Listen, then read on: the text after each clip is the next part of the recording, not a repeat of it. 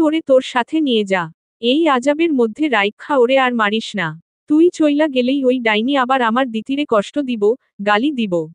দিতি আর সহ্য করতে পারত না। ওর শরীরের চিকিৎসা দরকার। পুতের শোকি এহনো কাটাইতে পারছি না, আমার নাতনি ডারে কষ্ট পাইতে দেখতে পারতাছি না। তুই ওরে ঢাহা নিয়া যা। ওরে কষ্ট থাইক্কা মুক্তি দে। ইফারেও দূরে লইয়া যা। এই লুচ্চাটা জানি ওর কোন ক্ষতি করতে না পারে। সব দায়িত্ব এখন তোরে দিলাম। তুই চেষ্টা করলে সব পারবি। তোর মধ্যে আমি অনেক রে দেখতে পাই। করিমন বিবির কথা শুনে দীপ্ত কিছুক্ষণ চুপ করে রইল। এরপর পকেট থেকে ফোন বের করে ডায়াল করল আফতাব রহমানের নাম্বারে। ঘর থেকে বেরিয়ে কিছুটা দূরে গেল কথা বলতে। কামিনী পায়চারি করতে করতে ভাবছে কি করে পরিস্থিতি সামাল দেওয়া যায়। এখন যদি দীপ্ত খরচ দেওয়া বন্ধ করে দেয় তাহলে তো টাকাগুলো হাতছাড়া হয়ে যাবে। দৃষ্টির বাবার পেনশনের টাকাটাও পাবে না। দৃষ্টি তার দাদুকে জড়িয়ে ধরে কান্নারত অবস্থায় বলল, না দাদু, আমি তোমাকে ছেড়ে কোথাও যাব না। আমি এখানেই থাকবো, তোমার সাথে। না বইন, তোরে আমার চিন্তা করুন লাগবো না। ঢাহা যাইয়া শরীরটা ঠিক কইরা আয়। আগে শোন দীপ্ত কি কয়। ও যেইডা কইব ওইডায় সই। কিন্তু দাদু, তুমি একা একা থাকবে কি করে? আমি তোমাকে ছেড়ে কি করে থাকবো? আমাকে দূরে ঠেলে দিও না। করিমন বিবি নিঃশব্দে কাঁদলেন। উনার জীবনটা এখন অস্তগামী সূর্যের মতো, শেষ প্রায়, কিন্তু মেয়েটা সবে যৌবনে পা দিয়েছে। সামনে পড়ে আছে বিশাল পথ। ফুল ফোটার শুরুতেই কলি শুকিয়ে যাবে এমনটা দেখতে পারবেন না তিনি। বললেন, আমি একলা থাকুম কেন? আভা আছে না? তুই আর একটাও কথা কবি না। যাবি মানে যাবি, আর কোন কথা না। কামিনীও বারান্দায় দাঁড়িয়ে আছে। ইফা দৃষ্টির সব কাপড়চোপড় গোছগাছ করার মাঝেই দীপ্ত এলো। পকেটে ফোন ঢুকাতে ঢুকাতে বলল, দাদু, তোমরা সবাই রেডি হয়ে নাও। এক্ষুনি বের হব। করিমন বিবির এতে দৃঢ় আপত্তি, আমি যামু না। দেখ দাদু ভাই, তোরা কইলেই তো হইব না। অহন আমার শেষ সময়। এই বয়সে স্বামীর ভিটা ফালাইয়া আমি কই যামু? না না, আমি কোথাও যাইতে পারমু না। সারা জীবন যেইনে থাকছি, মরুমো ওই নেই। তোরা যা, আমি বাড়ি ছাইরা যামু না। গ্রামে এখনো কিছু মহিলা আছে যারা শেষ বয়সে স্বামীর বাড়ি ছেড়ে কোথাও যেতে চান না। তারা চান তাদের মৃত্যুটা যেন স্বামীর ভিটাতেই হয়। দীপ্ত তার দাদুর হাত ধরে ঠান্ডা গলায় বোঝালো। কিন্তু করিমন বিবি কোন মতেই রাজি নন ওই ইট পাথরের শহরে যেতে। দীপ্ত বাইরে এসে কামিনীর উদ্দেশ্য বলল, আপনি যেই অন্যায়টা করেছেন তার জন্য শিশু নির্যাতনের মামলা করতে পারি আপনার উপর। যদি তা না চান তাহলে 7 দিনের ভেতর এই বাড়ি খালি করে বেরিয়ে যান। কিন্তু বাবা, আমরা বাড়ি ছেড়ে যাব কোথায়? থাকবো কোথায়? কেন, দাদাজান কি আপনাদের জমি দেন নি? 3 ভাইয়ের মধ্যে সমান বন্টন হয়েছে। আপনাদের জমিতে আপনারা বাড়ি করবেন। আমি তো এতে কোন সমস্যা দেখছি না। কামিনী ইতস্তত করতে করতে বলল, দেখো বাবা, আমাদের ভিটাতে তো গাছ লাগিয়ে দিয়েছি। এত তাড়াতাড়ি বাড়ি করা সম্ভব না। তাছাড়া এই বাড়ি তো পড়েই থাকবে। থাকি না আমরা। এই বাড়ি খালি থাকুক বা বিক্রি করে ঢাকা ফ্ল্যাট কিনে দিই দৃষ্টিকে সেটা আপনার দেখার বিষয় নয়। আপনাকে যতটুকু বলেছি ঠিক ততটুকুই করুন। এর বাইরে ভাবতে যাবেন না। কথাগুলো প্রচণ্ড ক্রোধের সঙ্গেই বলল দীপ্ত। গলার রগগুলো ফুলে ফেপে উঠেছে। ইশহাক রহমান ধীরে ধীরে বেরিয়ে আসলেন ঘর থেকে। সবসময়ের মতো এবারও নীরব দর্শক। দীপ্ত অবশ্য তার কারণ জানে তবুও সহ্য হলো না এই নীরবতা। কামিনী আবার বলল, দীপ্ত বাবা, তুমি একটু শান্ত হও। আমাকে ভাইজানের সঙ্গে কথা বলতে দাও। তোমার কথাতে তো সব হবে না। উদ্ধৃতি চিহ্ন। বাবার সাথে কথা হয়েছে আমার। উনিও এটাই চান যেটা আমি বলছি। এবার কামিনী একটু বেশিই ঘাবড়ে গেল। ইশহাক রহমানকে ইশারা করল কিছু বলতে। স্ত্রীর ইশারা বুঝতে পেরে উনি বললেন, মাথা ঠান্ডা কর দীপ্ত, আমি কামিনীকে শাসন করব। তোকে কথা দিচ্ছি এখন থেকে দৃষ্টি আর মায়ের প্রতি কোন অবহেলা, অত্যাচার হতে দেব না। ওদের খুব খেয়াল রাখবো আমরা। দীপ্তের কেন জানি ইচ্ছে করল না তার চাচার সঙ্গে কথা বলতে।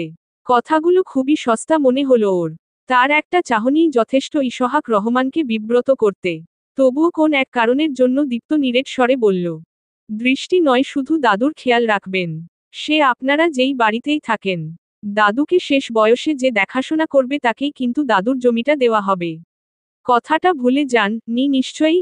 জমির কথাটা শুনতেই চকচক করে উঠল কামিনীর চোখ মুখ। দীপ্ত জানে কাকে কিভাবে আয়ত্তে আনতে হয়। কামিনীও রাজি হয়ে গেল তাতে। দীপ্ত আপাতত ইফাকে নিয়ে সুরক্ষিতভাবে ঢাকা পৌঁছতে চায়। দৃষ্টি সব শুনেছে, সমস্ত কথা নিয়ে ভেবেছে। তার দাদু হয়তো তার ভালোর জন্যই বলছে, তবুও মনে সাই দিচ্ছে না।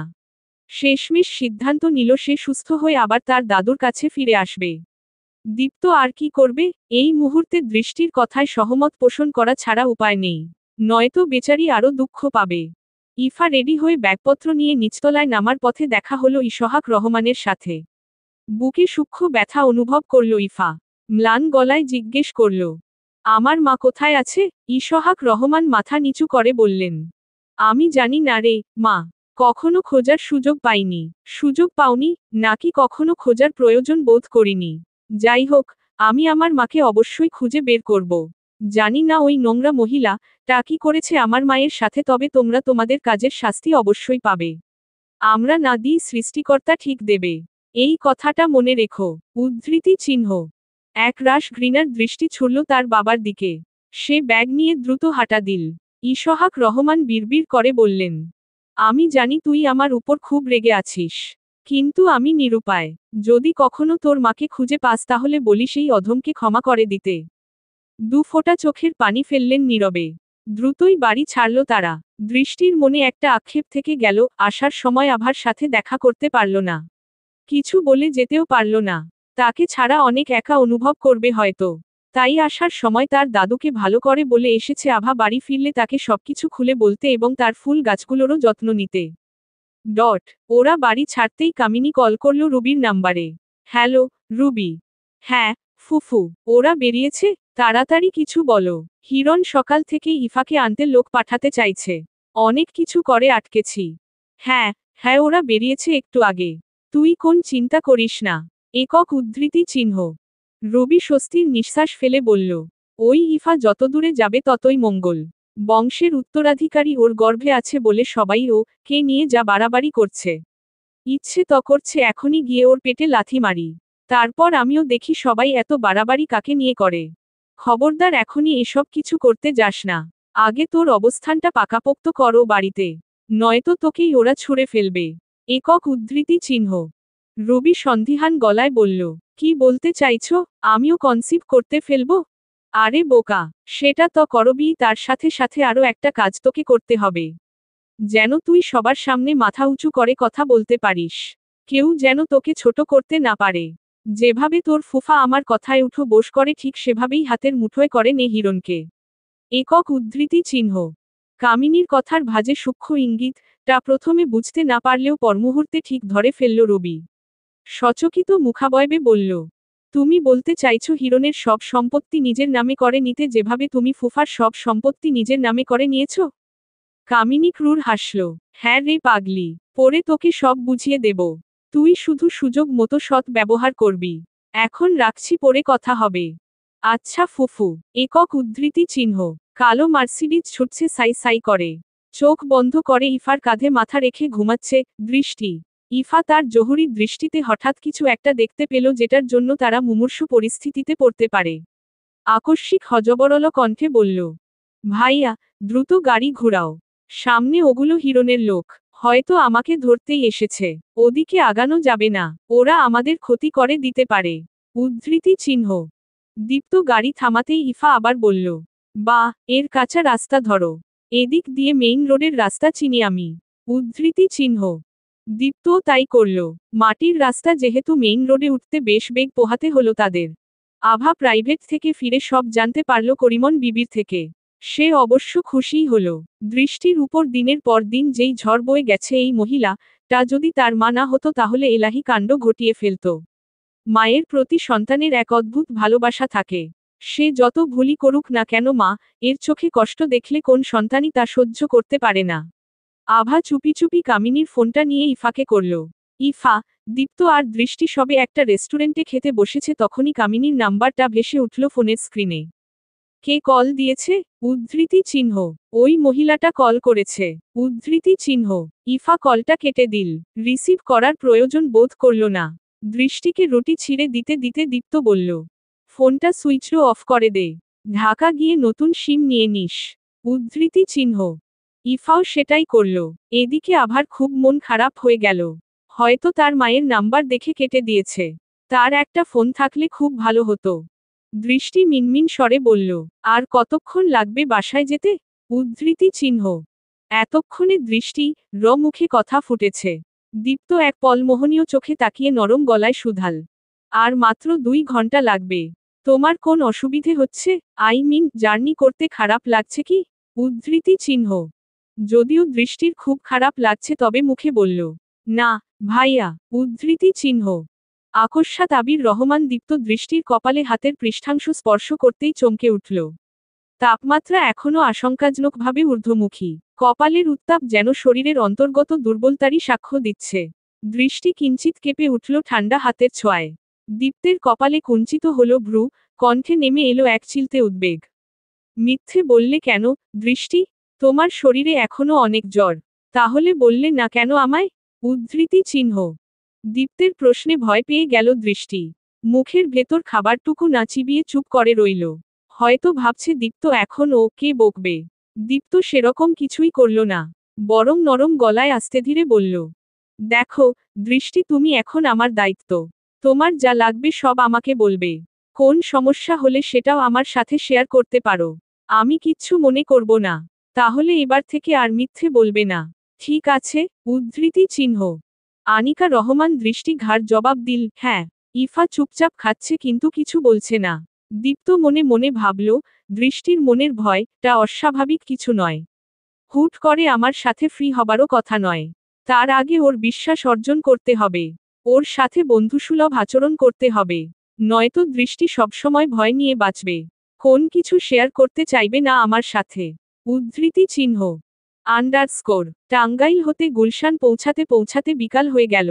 4তলা ফ্ল্যাটের দীপ্তের সাথের রুমটায় উঠেছে ইফা আর দৃষ্টি। ইফা এসেই ওয়াশরুমে ঢুকে পড়েছে। দৃষ্টি গা এলিয়েছে বিছানায়। আফতাব রহমান এবং অনিমা জহির দুজনই এখন অফিসে। দীপ্ত কিছু মেডিসিন নিয়ে এলো দৃষ্টির জন্য। দৃষ্টি, একটু উঠে পড়ো। তোমায় কিছু মেডিসিন খেতে হবে। উদ্ধৃতি চিহ্ন। হ্যাঁ ভাইয়া, উঠছি। উদ্ধৃতি চিহ্ন। দৃষ্টি উঠে বসল। মেডিসিনগুলো খাওয়ার সময় হাজির হলো প্রণয়। তার মুখটা প্রচণ্ড বেখাপ্পা লাগছে। বোকা বোকা হেসে বলল, হাই কিউটি, কেমন আছো? উদ্ধৃতি চিহ্ন। দৃষ্টির মনে হলো হয়তো তাকেই বলেছে।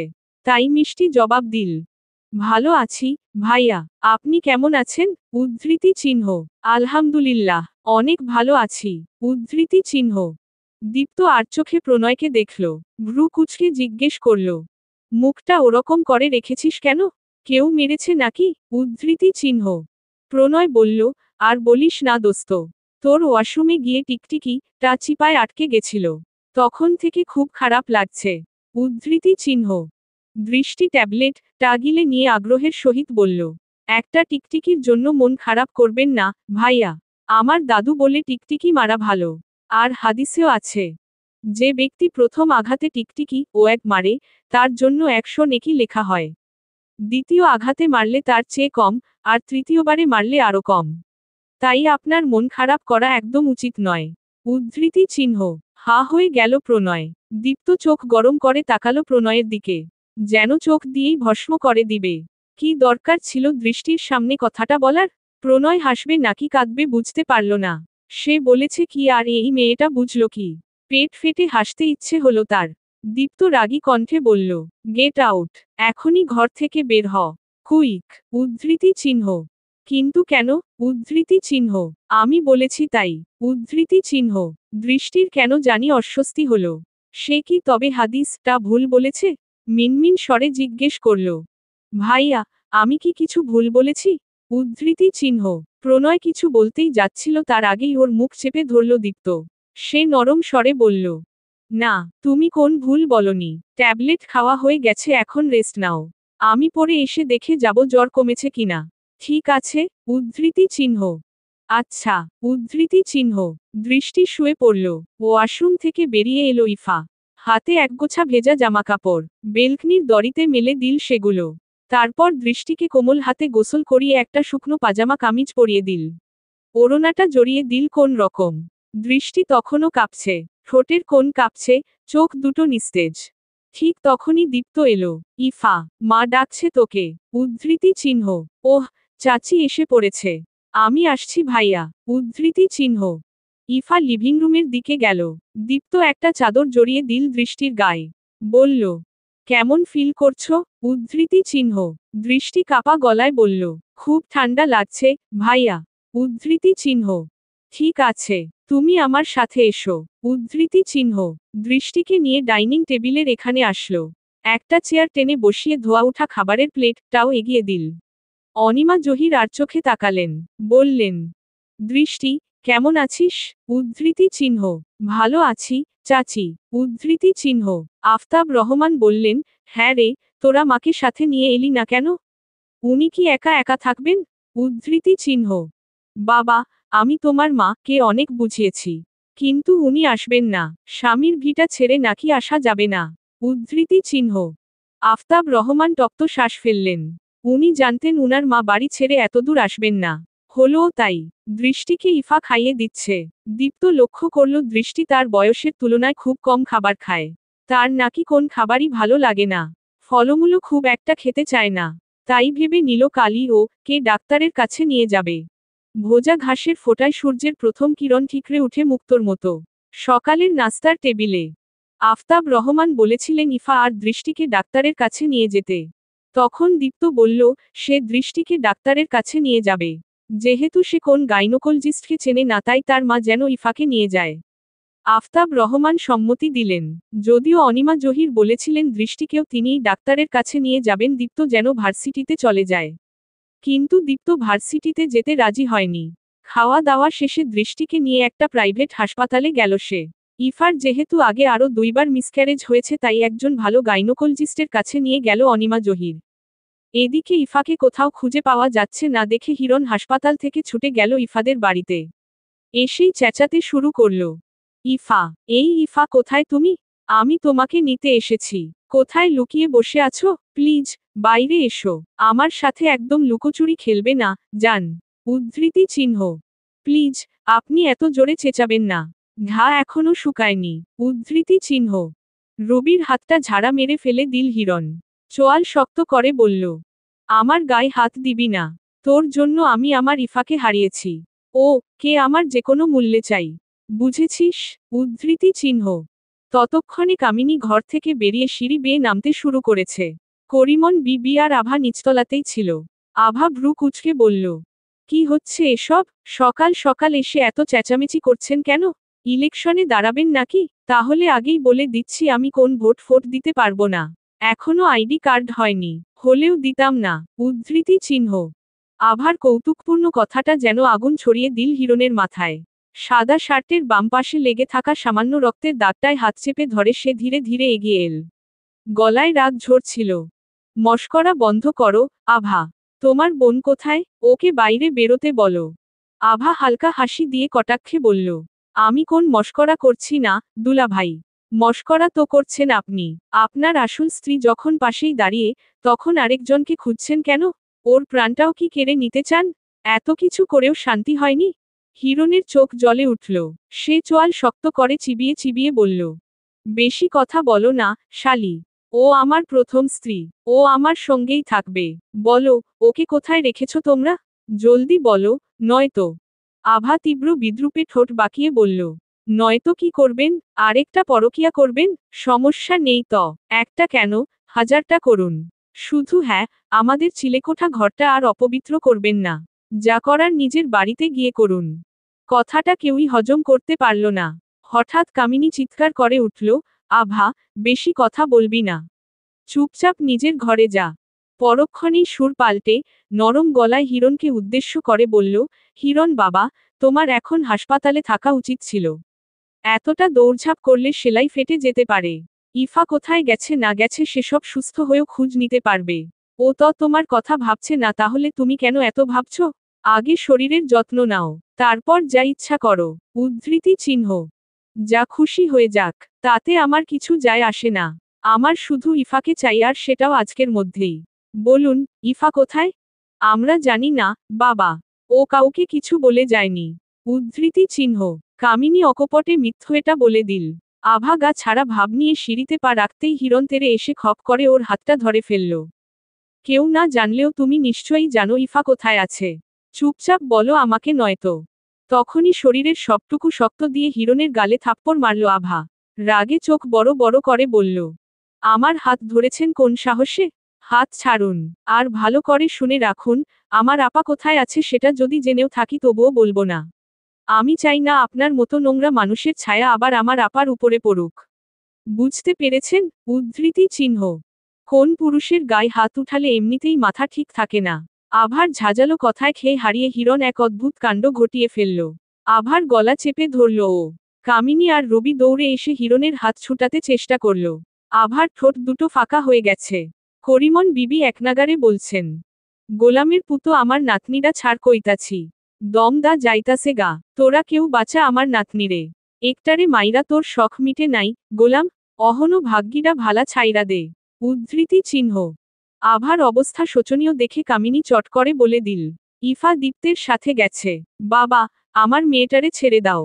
ইফা এখনো ওখানেই আছে। উদ্ধৃতি চিহ্ন। অমনি আভার গলাটা ছাড়ল। আভা সিঁড়িতে বসে পড়ল। জোরে জোরে শ্বাস টানল। রবির দিকে অগ্নি দৃষ্টিতে তাকালো হিরণ। তার মানে তুইও জানতি, জেনেও বললি না? তোকে তো আমি এসে দেখব।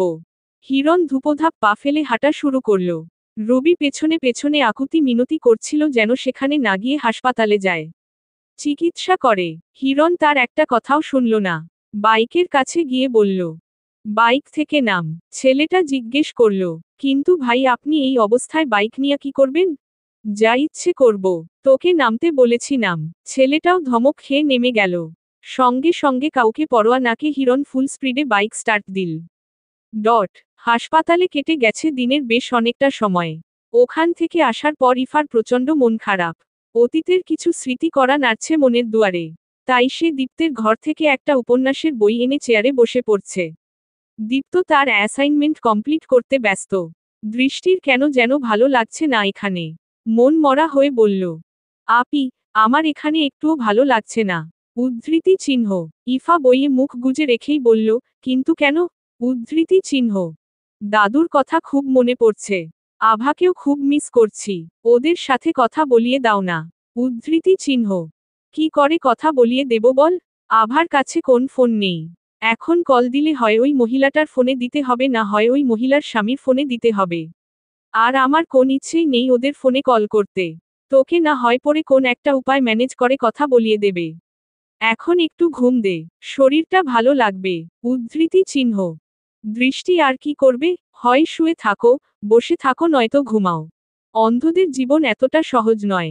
প্রতিটি পদক্ষেপে তাকে কারো না কারো উপর নির্ভর করেই চলতে হয়। আজই যেমন এক বিব্রতকর ঘটনার মুখোমুখি হতে হয়েছে তাকে। হাসপাতালে থাকাকালীন দৃষ্টির খুব ওয়াশরুমে যাওয়ার প্রয়োজন পড়েছিল। সঙ্গে দীপ্ত ছাড়া আর কেউ যায়নি। অস্বস্তি হলেও শেষমেশ দীপ্তকে বলতে বাধ্য হয়েছিল সে ওয়াশরুমে যাবে। দীপ্ত স্বাভাবিক আচরণ করেই নিয়ে গেছিল ওয়াশরুমে। দরজা আটকে বাইরে দাঁড়িয়ে ছিল ছেলেটা। ঘটনাটা যতই স্বাভাবিক হোক না কেন দৃষ্টি খুব লজ্জা পেয়েছে। বাড়িতে তবু এতটা অসুবিধা হতো না, কারণ দীর্ঘ 13 বছর বাড়িটাকে সে দেখেছে। অনেকটাই আন্দাজ করতে পারত কোথায় কি থাকতে পারে, না থাকতে পারে। কিন্তু এই বাসাতে সে কখনো আসেনি। দৃশ্যপট কেমন সেটাও জানে না। তাই প্রতি পদে পদে তার সমস্যা হচ্ছে। তখন খুব কাছে একটা মেয়ের আওয়াজ শুনতে পায়, হাই আপুরা, কেমন আছো? উদ্ধৃতি চিহ্ন। ইফা বইটা নামিয়ে হাসি মুখে বলল, আরে পায়েল, এতক্ষণে আসার কথা মনে হলো? জানো কত বোরিং ফিল করছিলাম? উদ্ধৃতি চিহ্ন। পায়েল নামক মেয়েটি চওড়া হেসে বলল, নানাবাড়ি বেড়াতে গিয়েছিলাম। একটু আগে বাসায় পৌঁছে শুনতে পেলাম তোমরা এসেছো। তাই সঙ্গে সঙ্গে চলে এসেছি তোমার কাছে। উদ্ধৃতি চিহ্ন। দৃষ্টি মেয়েটিকে চিনতে পারছে না। মেয়েটিও বোধ হয় তাকে চিনবে না। কিন্তু তার ভাবনার বিপরীত কিছু ঘটল। দৃষ্টি, তুমি কেমন আছো? উদ্ধৃতি চিহ্ন। দৃষ্টি চমকে গেল। বলল, ভালো আছি, আপু। আপনি কেমন আছেন? উদ্ধৃতি চিহ্ন। পায়েল নামক মেয়েটা দৃষ্টির কাছে বসে ওর হাত দুটো ধরে নরম গলায় বলল, আমি খুব ভালো আছি। আমি জানি তুমি আমাকে চেনো না। আমি পায়েল, দীপ্ত ভাইয়ার মামাতো বোন। আমাদের বাসা এখান থেকে 5 মিনিটের রাস্তা মাত্র। তোমার কথা ওইদিন দীপ্ত ভাইয়ার মুখে শুনেছি। সত্যিই তুমি অনেক কিউট। উদ্ধৃতি চিহ্ন। পায়েলের পরিচয় পেয়ে একটু স্বস্তির নিঃশ্বাস ফেলল দৃষ্টি। থ্যাংক ইউ, আপু। উদ্ধৃতি চিহ্ন। আর শোনো, আমাকে আপনি করে ডেকো না। আমি তোমার থেকে মাত্র 3 বছরের বড়। তুমি করে ডাকবে। ঠিক আছে, উদ্ধৃতি চিহ্ন। দৃষ্টি মাথা নাড়ালো। তক্ষুনি আবার এক নতুন কণ্ঠস্বর শুনতে পেল। আবির, এই আবির কি করছিস তুই? গার্লফ্রেন্ডের সাথে ডেটিং এ আছিস নাকি? উদ্ধৃতি চিহ্ন। 3/4 প্যান্টের সাথে টি শার্ট পরুয়া একটা ছেলে দীপ্তের রুমের দরজায় হেলেদুলে দাঁড়িয়ে কথাটা বলল। দীপ্তের রুম আর দৃষ্টিদের রুম যেহেতু পাশাপাশি তাই শুনতে অসুবিধা হলো না। ছেলেটা আবার বলল, আবির, একটা সিগারেট দে। উদ্ধৃতি চিহ্ন। দীপ্ত কপাল কুঁচকে চাইল দরজার দিকে। যুবক টি হেলেদুলে আবার বলল, ওহ, তুই তো সিগারেট খাস না। তাহলে ম্যাচটাই দে। উদ্ধৃতি চিহ্ন। দীপ্ত ওভাবেই তাকিয়ে আছে। ম্যাচও নেই তোর কাছে? তাহলে হেডফোনটা দে। উদ্ধৃতি চিহ্ন। দীপ্ত তার হেডফোনটা হাতে নিয়ে উঠে এসে ওর দিকে বাড়িয়ে দিল। মুখ ভর্তি দাড়িতে হাত বুলিয়ে যুবকটি জবাব দিল, থ্যাংক ইউ। উদ্ধৃতি চিহ্ন। দীপ্ত সময় ব্যয় না করে তার পড়ার টেবিলে চলে গেল। পায়েল নাক মুখ কুঁচকে খোঁচা সুলভ বলল, যেখানেই যাই সেখানেই তরমুজ। এই তরমুজের জন্য দেখছি কোথাও শান্তি নেই। উদ্ধৃতি চিহ্ন। তৈমুর দীপ্তের দিকে তাকিয়ে রসক্ষীণ স্বরে বলল, পাইনঅ্যাপলের সাথে দুধ খেয়ে মরে যা। উদ্ধৃতি চিহ্ন। কথাটা বলে লিভিং রুমের সোফায় বসল তৈমুর। ইফা কথাটার সারমর্ম বুঝে ঠোঁট টিপে হাসলেও দৃষ্টি বুঝতে পারল না। লোকটা কাকে মরে যেতে বলছে? কথাবার্তা কেমন অদ্ভুত, নেশাগ্রস্ত মানুষের মতো কণ্ঠ। তবে সেদিকে পাত্তা না দিয়ে বোকা বোকা স্বরে বলল, আপু, শীতের সময় তো তরমুজ হয় না। তাহলে বাসায় এত তরমুজ এলো কিভাবে? আর তুমি বুঝি তরমুজ পছন্দ করো না? উদ্ধৃতি চিহ্ন। পায়েল ঠোঁট কামড়ে হাসি নিরাবরণ করল, তুমি আসলে বুঝতে পারোনি, আমি বলছি তোমাকে। মাত্র যে ছেলেটার কথা শুনতে পেলে না, সে আমার চাচাতো ভাই তৈমুর। আমি মজা করে তরমুজ বলে ডাকি। আর সে আমাকে ডাকে পাইনঅ্যাপল। ওর কথাবার্তার কোন ঠিক ঠিকানা নেই, আস্তে আস্তে সব জানতে পারবে। উদ্ধৃতি চিহ্ন। বহুদিন পর দৃষ্টির ঠোঁটে প্রাণোজ্জ্বল হাসির দেখা মিলল। যেখানে কোন ভয় নেই। পায়েল মেয়েটা বড্ড মিশুক, কিছুটা চঞ্চল স্বভাবের বলা চলে। তাই তো এত সহজে দৃষ্টিকে আপন করে নিতে পেরেছে। ফ্ল্যাটের দরজায় কেউ এক নাগারে কলিং বেল বাজিয়েই চলেছে। এতে বিরক্ত হয় তৈমুর, কোন শ্যাটারে? দরজাটা কি ভেঙে ফেলবি নাকি? উদ্ধৃতি চিহ্ন। দাঁড়াও, আমি দেখছি। উদ্ধৃতি চিহ্ন। দীপ্ত উঠে আসতে আসতে তৈমুর গিয়ে দরজা খুলে দিল। দেখতে পেল আহত হিরণকে, যার সাদা শার্টের এক পাশ রক্তে মাখামাখি। কোন রকম হেলেদুলে হাঁটছে, মুখাবয়ব ফেকাসে হয়ে আছে। সেভাবেই ঘরের ভেতর ঢুকে এলো। জোরে চেঁচানোর মতো শক্তিও হয়তো অবশিষ্ট নেই। তাই স্বাভাবিক স্বরে বলল, ইফা, এই ইফা, কোথায় তুমি? দেখো আমি এসেছি। আমি তোমার জন্য এসেছি। উদ্ধৃতি চিহ্ন। আকস্মাৎ হিরণের কণ্ঠস্বর পেয়ে দৌড়ে বের হলো ইফা। ওর অবস্থা দেখে চোখ কপালে। দীপ্ত দৃঢ় গলায় বলল, যেখান থেকে এসেছেন সেখানেই ফেরত যান। ইফা আপনার কাছে যাবে না। উদ্ধৃতি চিহ্ন। ইফাকে দেখার পর হিরণ কিঞ্চিত হাসল। চোখ দুটো ঘোলা হয়ে আসছে। ইফা, আমাকে একটু পানি খাওয়াবে? উদ্ধৃতি চিহ্ন। হিরণের অবস্থা ভালো নয়। ইফার কেন যেন মনের কোণে একটা সূক্ষ্ম টান অনুভব করল। সে টেবিল থেকে এক গ্লাস পানি নিয়ে গেল হিরণের কাছে। হিরণ মেঝেতেই বসে পড়েছে। পানিটুকু পান করে ধীর কণ্ঠে বলল, আমাকে না বলে এত দূর এসেছি কেন? উদ্ধৃতি চিহ্ন। ইচ্ছে হয়েছে এসেছি। কারো কাছে অনুমতির নেবার প্রয়োজন বোধ করি না। উদ্ধৃতি চিহ্ন। ইফা ভেতরে ভেতরে ভেঙে গুড়িয়ে গেলেও বাহিরে শক্ত খোলসে আবৃত রইল। হিরণ বলল, তুমি কি ভুলে যাচ্ছ আমি এখনো তোমার স্বামী?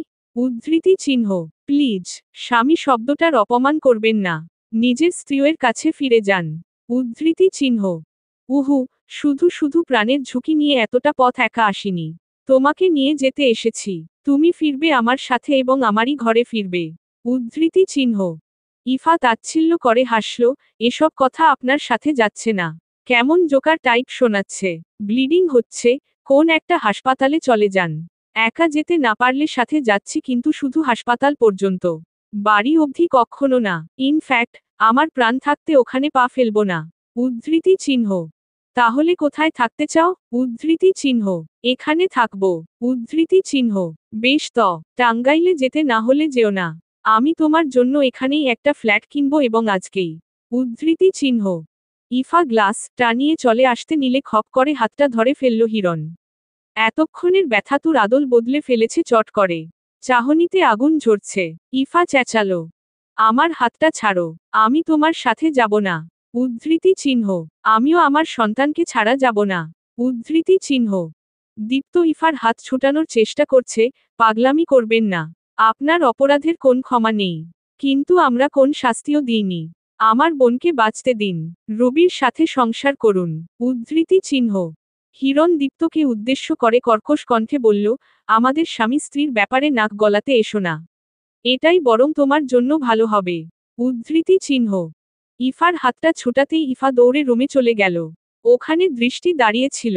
দৃষ্টি ফিসফিস করে বলল, আপি, তোমার শাশুড়িকে কল দাও। পায়েল আপু বলল লোকটার নাকি অনেক ব্লিডিং হচ্ছে। এখানেই কোন দুর্ঘটনা ঘটে গেলে চাচি আর রবি আপা আমাদের উপর দায় চাপাতে পারে। উদ্ধৃতি চিহ্ন। ইফা ঘাবড়ে যাওয়া কণ্ঠে ফোনটা হাতে নিতে নিতে বলল, হ্যাঁ, বোন, তুই ঠিক বলেছিস। এটাই করব। উদ্ধৃতি চিহ্ন। দীপ্ত আর হিরণের মধ্যে কথা কাটাকাটি চলছে। সরি টু সে, বিষয়টা এখন আর স্বামী স্ত্রীর মধ্যে সীমাবদ্ধ নেই। এটা এখন পারিবারিক সমস্যা হয়ে দাঁড়িয়েছে। তাই পরিবারের প্রত্যেকটা মানুষের এই বিষয়ে কথা বলার রাইট আছে। এখনো সময় আছে। ভালোই ভালোই বেরিয়ে যান। আর কখনো এদিকে পা বাড়াবেন না। আমার বউ বাচ্চা না নিয়ে আমি কোথাও যাব না। উদ্ধৃতি চিহ্ন। এদিকে তার রক্তক্ষরণ হচ্ছে, অসহ্য যন্ত্রণা হচ্ছে, তবুও সে যেতে চাচ্ছে না। দুজনের মধ্যে তর্ক বিতর্ক চলছে। একই কথা বারবার রিপিটও হচ্ছে। সব শুনে তৈমুর বিরক্ত হয়ে বলল, যার বউ তাকে দিয়ে দিলেই তো প্রবলেম সলভ হয়ে যায়। আবির এত লাফালাফি করছে কেন? উদ্ধৃতি চিহ্ন। সোফার পাশেই বিস্ময়বিদ্ধ নয়নে খুব মনোযোগ দিয়ে ঘটনাটা দেখছিল পায়েল। তৈমুরের কথাটা শুনে ভ্রুকুটি করে বলল, উনার বউ উনার সাথে যাবে না। শুনতে পাওনি তুমি? উদ্ধৃতি চিহ্ন। তৈমুর উদাসীন, হেয়ালি স্বরে বলল, বউ যেতে না চাইলে উনার বাচ্চাটাকে দিয়ে দিক। উদ্ধৃতি চিহ্ন। কি করে দেবে? বাচ্চা এখনো পেটে। উদ্ধৃতি চিহ্ন। তাহলে পেটটাই দিয়ে দিক। উদ্ধৃতি চিহ্ন। পায়েলের গা জ্বলে গেল। তৈমুরের এমন খাপছাড়া কথাবার্তা ওর কখনো সহ্য হয় না।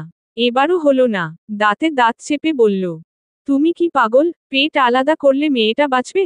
উদ্ধৃতি চিহ্ন। তাহলে ফলসহ গাছটাই নিয়ে চলে যাক। তুই এত প্যাচাল পারস কেমনে? উদ্ধৃতি চিহ্ন। আরে ভাই, তুমি জানো লোকটা কত খারাপ? বউ রেখেও পরকিয়া করে, মাঝরাতে কট খেয়ে আবার দ্বিতীয় বিয়ে করেছে। এবার তুমিই বলো লোকটার এরকম একটা কাজ করা কি উচিত হয়েছে? উদ্ধৃতি চিহ্ন। তৈমুর ভাবুক স্বরে বলল, ও, তাহলে তো খুবই অন্যায় করেছে। লোকটার আসলে পরকিয়া ঠিক হয়নি। আপনকিয়া করা উচিত ছিল। উদ্ধৃতি চিহ্ন। তাকে আফসোসের সুরে শ্বাস ফেলতে দেখে নিষ্প্রভ তাকিয়ে রইল পায়েল। মানুষ কতটা বেকুব হলে এমন খাপছাড়া একটা মানুষের সাথে বকবক করতে পারে? তার জানা নেই। দীপ্ত আর হিরণের মাঝে কথা কাটাকাটি চলার এক পর্যায়ে হিরণ মেঝেতে শুয়ে পড়ল। তর্কে পরাজিত হল। তার অবস্থা শোচনীয়। পুরো রাস্তা একা বাইক চালিয়ে এসেছে।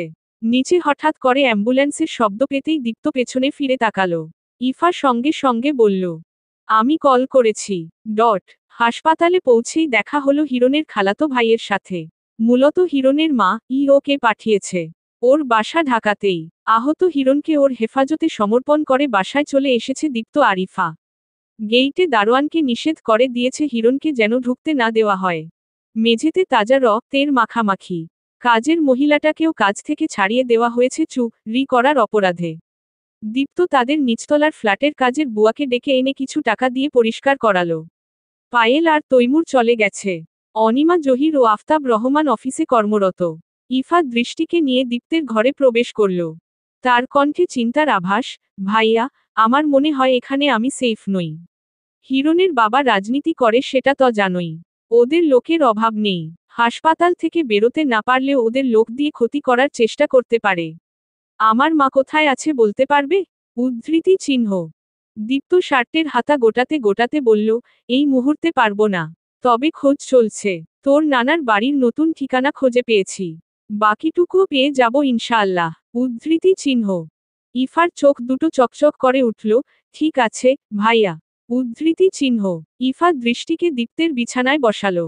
বিছানা থেকে একটা দারুণ সুগন্ধ ভেসে এলো ওর নাকে। সে জানে না এটা কিসের ঘ্রাণ, তবে ঘ্রাণটা কয়েকবার দীপ্তের শরীর থেকেও পেয়েছে। দীপ্তের উজ্জ্বল বর্ণের মুখটা কিছুটা লাল হয়ে আছে। ল্যাপটপটা হাতে নিতে নিতে বলল, আমি জানি হিরণ নিজের স্বার্থ হাসিলের জন্য কতটা কি করতে পারে। সামান্য হলেও ধারণা আছে। ওর ব্যাপারে খোঁজ নিয়েছি। বাপের সাথে মিলে বিরোধী দলের বেশ কয়েকটা ছেলের জীবন নষ্ট করে দিয়েছে। যদিও ওর অবস্থা খুব খারাপ এখন। দুদিনের মধ্যে হাসপাতাল থেকে বেরোতে পারবে না। দুদিন কি এক সপ্তাহের মধ্যেও বেরোতে পারবে বলে মনে হয় না। আই শিওর এই বাসার আশেপাশে কাউকে নিশ্চয়ই পাঠাবে নজর রাখতে। তাই আজ শেষ রাতে তোকে অন্য একটা ঠিকানায় নিয়ে যাব। রেডি হয়ে থাকবি। উদ্ধৃতি চিহ্ন। ইফার কেন যেন চোখে পানি চলে এলো। গুমোট স্বরে বলল, থ্যাংক ইউ, ভাইয়া। আজ তুমি না থাকলে একা আমি কিছুই করতে পারতাম না। ওখানে থেকেই তিলে তিলে মরতে হতো। তোমার প্রতি আজীবন কৃতজ্ঞ থাকব। উদ্ধৃতি চিহ্ন। থ্যাংক ইউ দেবার মতো কিছু হয়নি। বড় ভাই হিসেবে এটা আমার দায়িত্ব। আমার জায়গায় অন্য কেউ হলে সেও হয়তো এটাই করত। বোনদের কষ্ট ভাইদের সহ্য হয় না। তাই আর কখনো এসব। দীপ্তের কথাটা শেষ হওয়ার আগেই ইফা বলল, সবাই তোমার মতো হয় না, ভাইয়া। এই স্বার্থের দুনিয়ায় আপন ভাই কখনো কখনো আপন হয় না। শ্বশুর বাড়িতে বোন কেমন আছে না আছে সেসব নিয়ে কখনো ভাবে না। আমার ভাইয়ের অভাবটা তুমি পুষিয়ে দিয়েছ। তাই আমি চাই তোমার মতো ভাই প্রতিটা মেয়ের হোক। উদ্ধৃতি চিহ্ন। দীপ্ত মৃদু হাসল তবে কিছু বলল না। ইফা চিন্তিত গলায় জিজ্ঞেস করল, আচ্ছা, আমি যদি চলে যাই তাহলে দৃষ্টিকে কে দেখবে? দৃষ্টিকে কি সাথে নিয়ে যেতে পারবো? উদ্ধৃতি চিহ্ন। দৃষ্টিও মনে মনে এটাই ভাবছিল কিন্তু বলার সাহস পাচ্ছিল না। দীপ্তের অবাধ্য চোখ ছুটে যায় দৃষ্টির কাছে। যতবারই তাকায় মনে হয় আজই প্রথমবার দেখছে। এত নিখুঁত চেহারার অধিকারী খুব কম মানুষই হয়। চোখ দুটো খুব বেশি বড়ও নয় আবার ছোট নয়। কালো ভ্রুজোড়া অকৃত্রিম ভাবেই যেন প্লাগ করা। পার্লারে গিয়ে প্লাগ করার কোন প্রয়োজন নেই। চিকন ঠোঁট দুটো থেকে যেন রক্ত পড়ছে। শুধু সে কেন মেয়েটাকে কেউ একবার দেখলে মাশাআল্লাহ বলতে বাধ্য হবে। সে ছেলে হোক বা মেয়ে।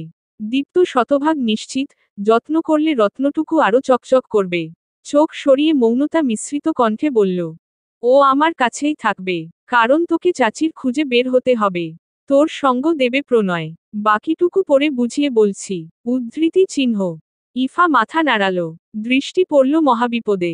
যতই দীপ্ত ওর খেয়াল রাখুক কিন্তু কিছু কিছু বিষয় আছে যা দীপ্তের কাছে শেয়ার করতে পারবে না। গোসল করা থেকে অনেক বিষয় মেয়েদের সাহায্য লাগবে। ইচ্ছে করছে আভার কাছে ছুটে যেতে। আভা তার একমাত্র প্রশান্তির নীড়। দীপ্ত ল্যাপটপে দৃষ্টি রেখেই হাতে ইশারা করে বলল, টেবিলে নলেন গুড়ের সন্দেশ আছে। উদ্ধৃতি চিহ্ন। থেমে আবার বলল, দৃষ্টিকে নিয়ে ভাবিস না, আমি আছি, পায়েল আছে। কয়েকদিনের ভেতর একজন কেয়ারগিভার নিযুক্ত করা হবে ওর জন্য। তাই কোন প্রবলেম হবে না। উদ্ধৃতি চিহ্ন। দৃষ্টি যেন হাফ ছেড়ে বাঁচল। কৃতজ্ঞতায় ভরে উঠল চোখ দুটো। ইচ্ছে করছে প্রকাশ করতে কিন্তু তার চারিত্রিক বৈশিষ্ট্যগুলোই যেন তাকে গুমোট বানিয়ে রেখেছে। ইফা কাচের বয়াম খুলে একটা সন্দেশ দৃষ্টির হাতে দিল। ইফা সন্দেশ খেতে খেতে ভাবল একটা বই পড়া যাক। দীপ্তের কাছে উপন্যাসের বইয়ের অভাব নেই। বই তার নেশা। বর্গাকৃতির রুমটার চারপাশে চোখ বুলালেই বোঝা যায় কতটা রুচিশীল মানুষের ঘর এটা। দীপ্তের রুমের সাথে সংযুক্ত রয়েছে আরও একটি ছোট্ট রুম, যেটাকে বলে রিডিং রুম। ছোটখাটো লাইব্রেরি বলা চলে। দেওয়ালের চারদিকে নানান পেইন্টিং। সাদা ক্যানভাসে একটা পেইন্টিং এখনো অসম্পূর্ণ। একটা গিটারও আছে। কিছু কিছু শৌখিন জিনিস খুব পরিপাটি করে গুছিয়ে রাখা। ইফা একটা বই নিয়ে পড়তে শুরু করল। দৃষ্টির দাগহীন কোমল ত্বকে আজ একটা ছোট্ট দাগ দেখতে পেল দীপ্ত। সরু নাকের কাছে ব্রণের মতো কিছু একটা হয়েছে। সে মুখ ফসকে বলে দিল, তোমার নাকের কাছে কি হয়েছে, দৃষ্টি? উদ্ধৃতি চিহ্ন। দৃষ্টি ওই ব্রণের মতো অংশটাই হাত রাখতেই ব্যথা অনুভূত হলো। হাত নামিয়ে রাখল ফের। রিনরিনে স্বরে বলল, এটা তো জ্বরের ফোঁড়া। আমার যখন খুব জ্বর হয় তখন এখানে একটা ফোঁড়া বের হয়। উদ্ধৃতি চিহ্ন। ওহ, ওটা কি খুব ব্যথা দিচ্ছে? উদ্ধৃতি চিহ্ন। না তো, ভাইয়া। উদ্ধৃতি চিহ্ন। দীপ্ত ল্যাপটপ ছেড়ে দৃষ্টির মুখোমুখি বসে বলল, আমি জানি তুমি আমার কাছে কমফোর্টেবল ফিল করছো না। অনেকদিন বাড়ি থেকে দূরে ছিলাম বলে হয়তো আমাকে পুরোপুরি ভরসা করতে পারছো না। তোমার আচরণে একটা অপরিচিত শঙ্কা দেখছি। অকারণে ভয় পাচ্ছ আমাকে। তবে ট্রাস্ট করতে পারো, আমার উপর ভরসা করলে ঠকবে না। উদ্ধৃতি চিহ্ন। দৃষ্টি হঠাৎ উত্তেজিত হয়ে পড়ল। না না, ভাইয়া, আপনাকে আমি খুব বিশ্বাস করি। খুব ভরসাও করি। আভা, দাদু, ইফা আপি আর আপনি আমার জীবনের একমাত্র ভরসার ছায়া। নয়তো আমি বাঁচতাম। উদ্ধৃতি চিহ্ন। তাহলে আমাকে মিথ্যে বললে কেন? আমি তো স্পষ্ট দেখলাম তুমি ব্যথা পাচ্ছিলে। উদ্ধৃতি চিহ্ন। দৃষ্টি মাথা নিচুর করে বলল, এইটুকু কোনো ব্যথা হলো? এটা তো ব্যথার কাতারেই পড়ে না। এর চেয়েও বড় আঘাত সওয়ার অভ্যেস আছে। উদ্ধৃতি চিহ্ন। দীপ্তের জিভে শব্দ ফুটল না। যেখানে ছিল সেখানেই ফিরে গেল। শেষ রাতে প্রণয় এসেছে দীপ্তদের ফ্ল্যাটে। ইফা সারারাত ঘুমায়নি। ফোলা ফোলা চোখমুখ নিয়েই রেডি হচ্ছে। দীপ্ত নিজ রুমে খুব মনোযোগ দিয়ে কফি বানাচ্ছে। শরীর নেড়েচেড়ে ঘুম ঘুম ভাব নিয়ে প্রণয় গা এলিয়ে দিল দীপ্তের বিছানায়।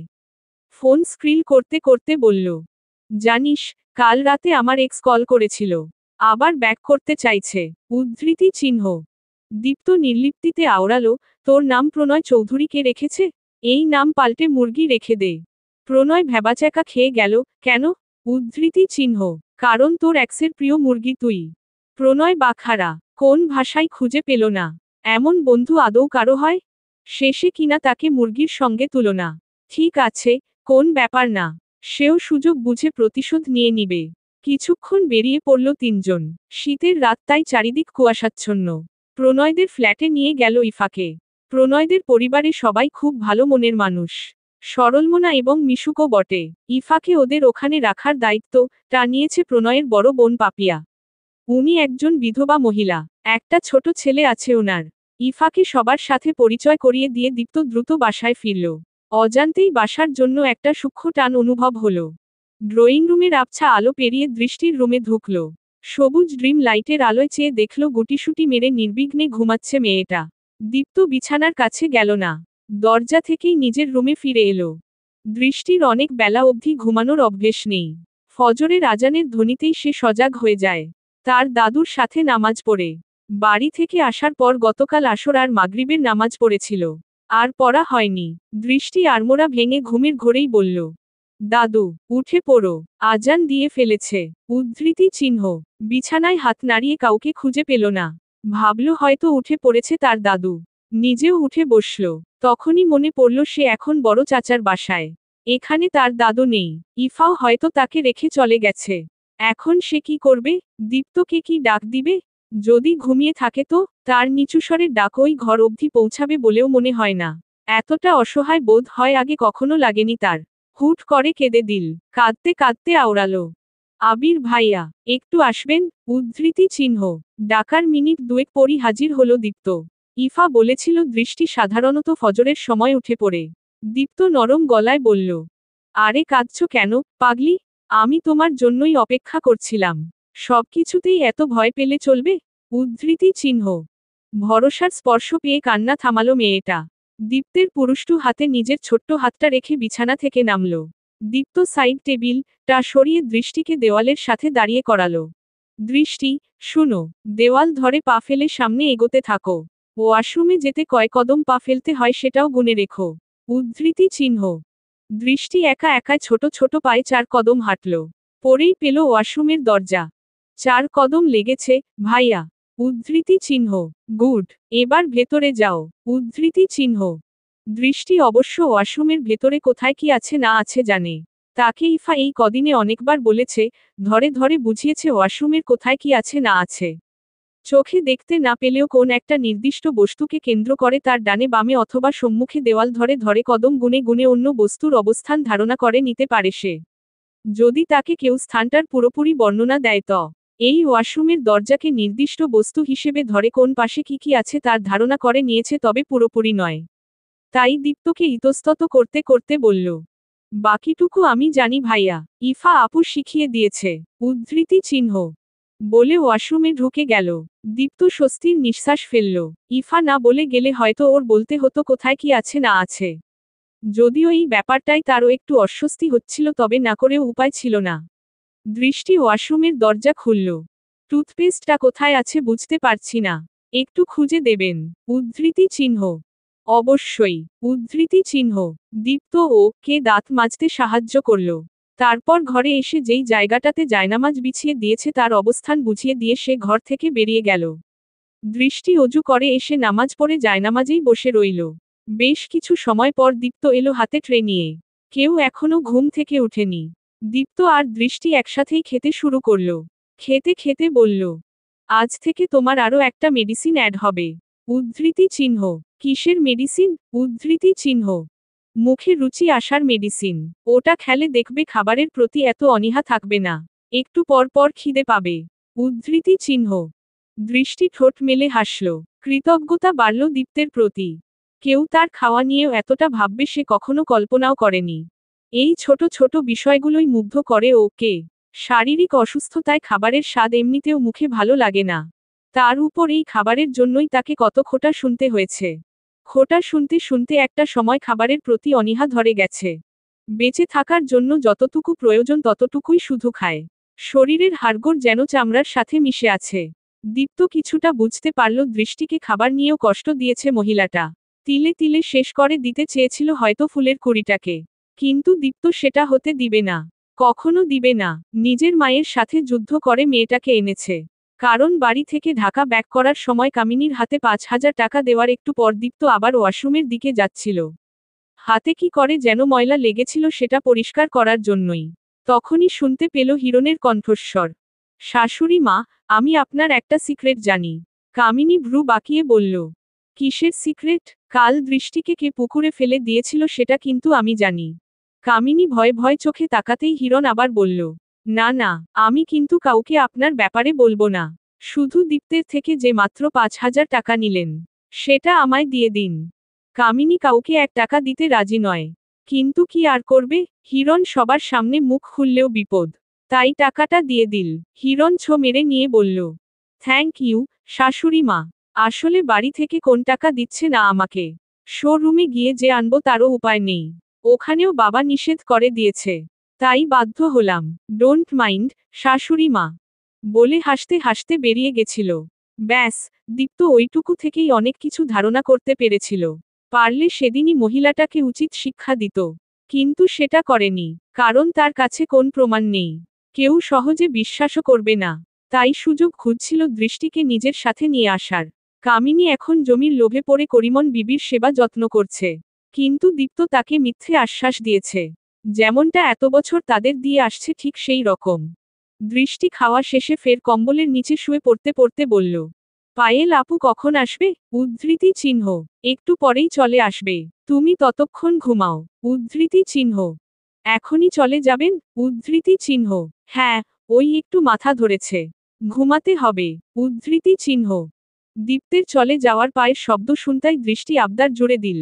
আর একটু থাকুন না। উদ্ধৃতি চিহ্ন। দীপ্ত সরু চোখে তাকিয়ে বলল। ভয় পাও? উদ্ধৃতি চিহ্ন।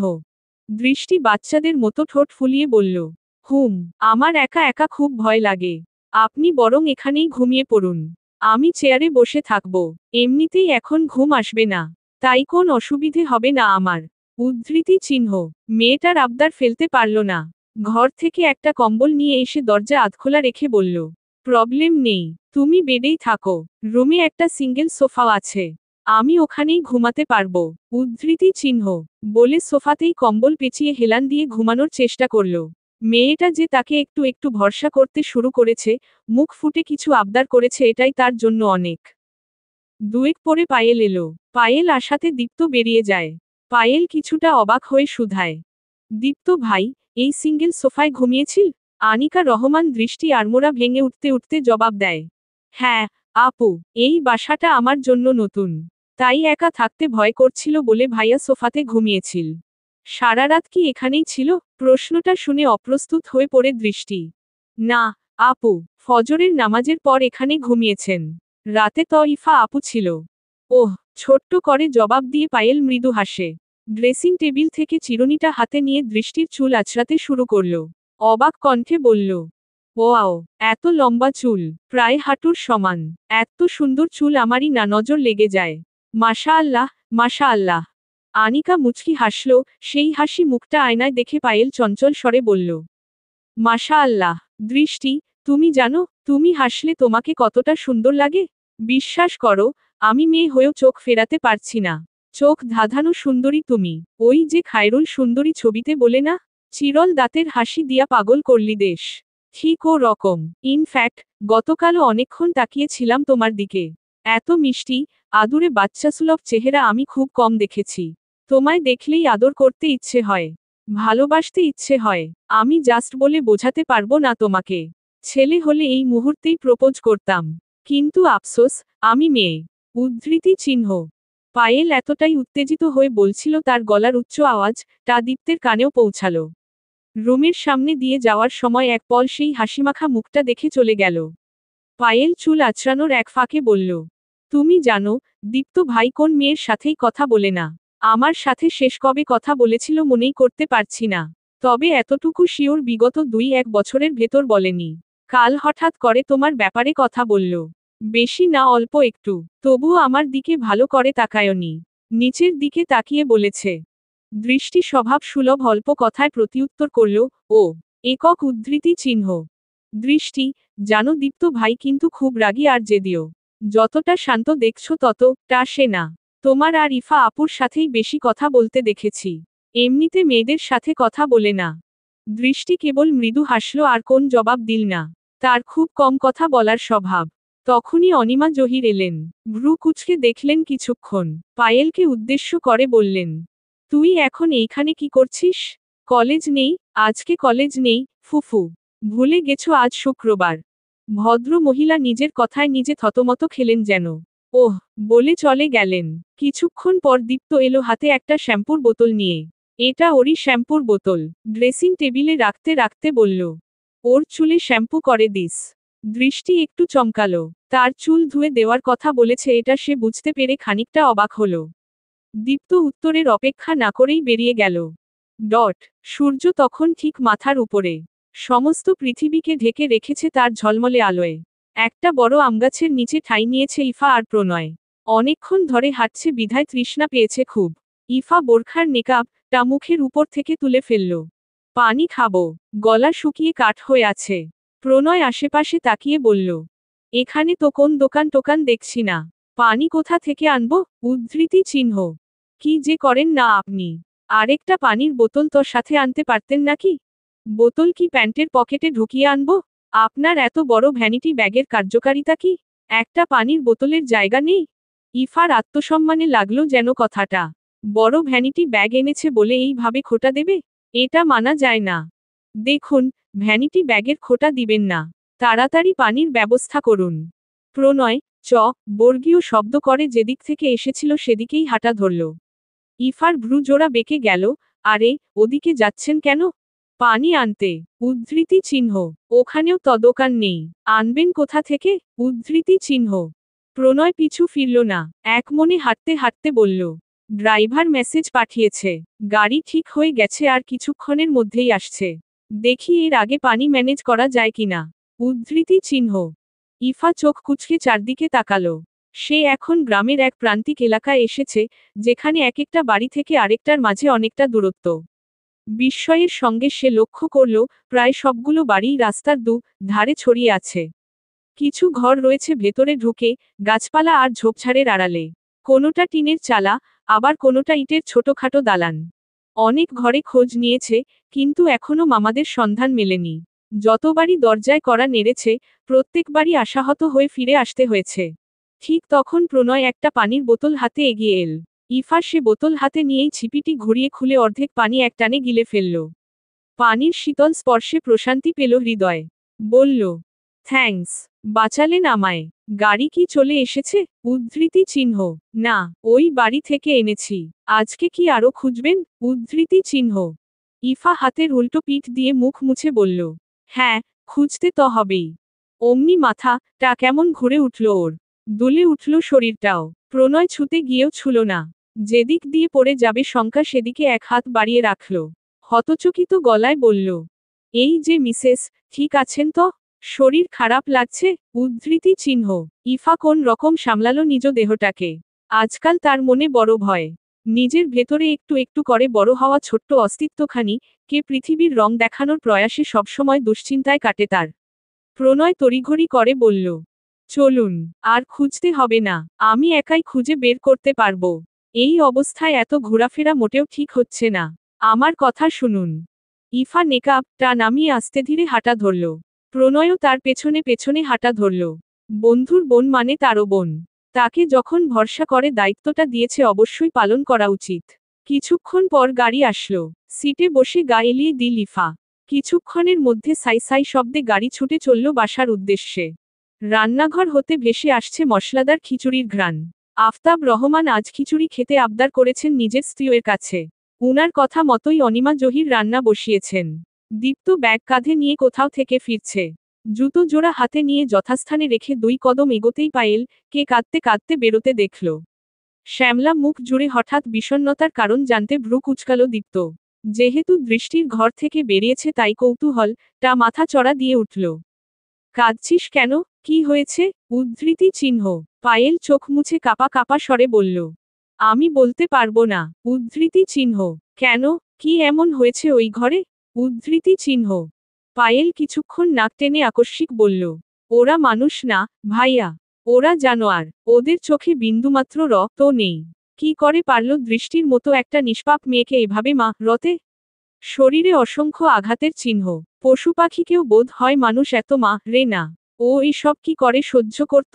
এইটুকু বয়সে এত মার খেয়েও বেঁচে আছে কি করে? ওই মায়াবী মুখটা দেখেও কারো মায়া হয়নি?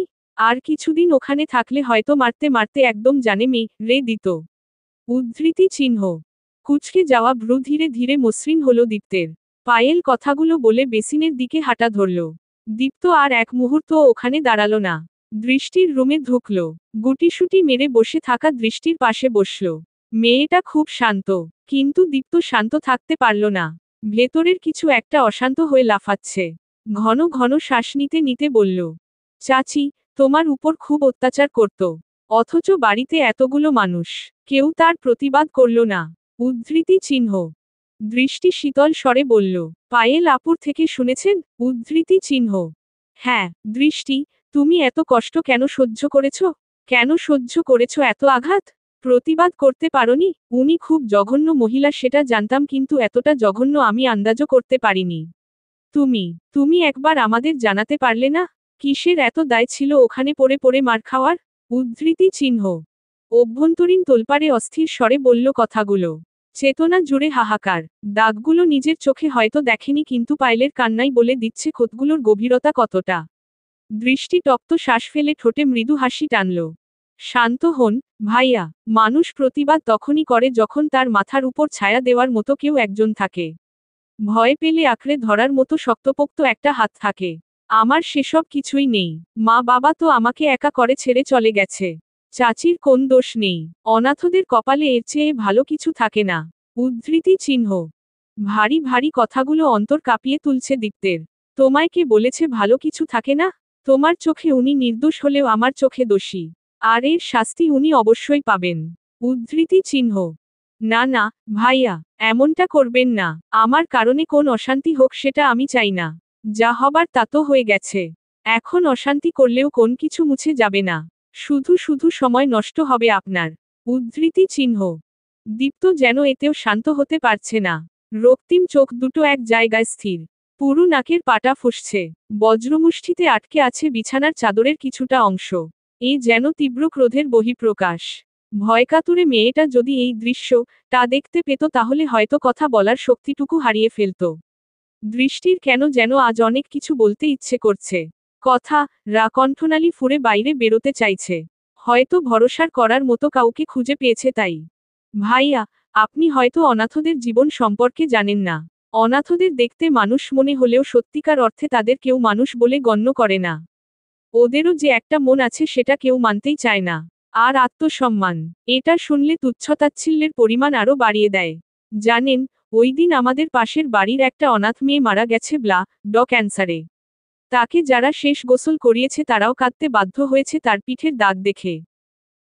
তত্ত্ব পথযাত্রী জেনেও তার প্রতি কারো মায়া হয়নি।